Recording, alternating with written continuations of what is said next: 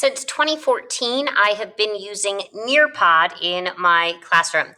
And for students, they would simply enter a join code on a lesson that you have created. And they can use it on their iPads, they can use it on their Chromebooks, they can use it on their tablets. It is integrated with Google and Office 365, or you could create your own username and password to log in and get connected. What I have done a lot of with Nearpod is taken some of the ICEV materials and created them and turned them into something that my students are able to have some more interaction with. And so we'll take a look at the lesson benefits and responsibilities of owning companion animals. And so I'd use the ICEV content, but then I have students engage in a collaborate board and kind of share a little bit related to pets.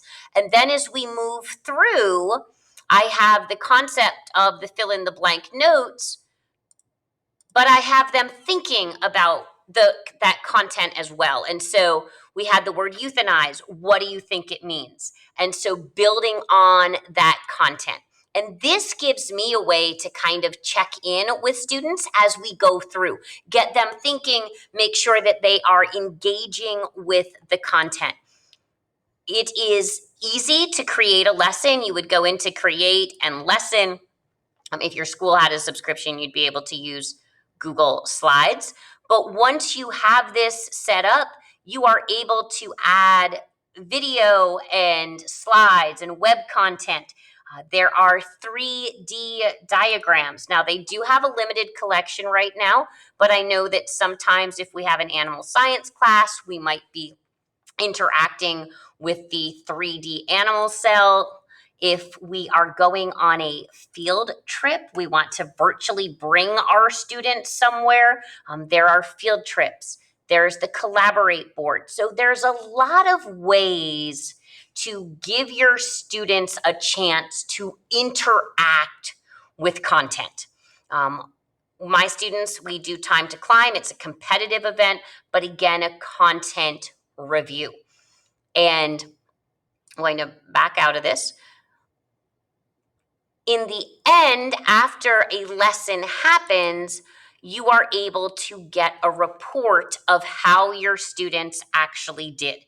And I'm not going to open a report specifically to protect my student privacy, but at the same time, what you're able to do is you're able to take a look at how many students participated. This with the little house means that it was student-paced, and so they worked through it on their own, possibly as a review. These were students participating in class at different times. I will use an example actually to see a report of one that I had used with teachers. So we'll take a look at what a report looks like. And so we'll look at this report from the Connecting Learners with Content from Thrive. You can see how many students participated. You can see when the lesson launched. But then in general, you are actually able to see their different levels of participation and involvement, as well as how they were responding to the questions and what overall their responses were. So a nice overview, easy for you to take a look at in terms of student information.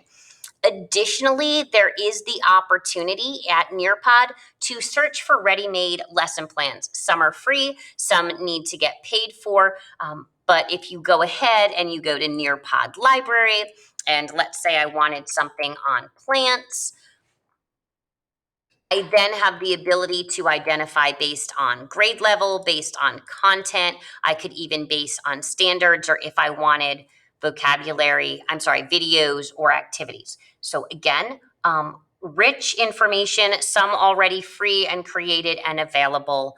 A great way for students to engage and interact with their learning and give you some feedback.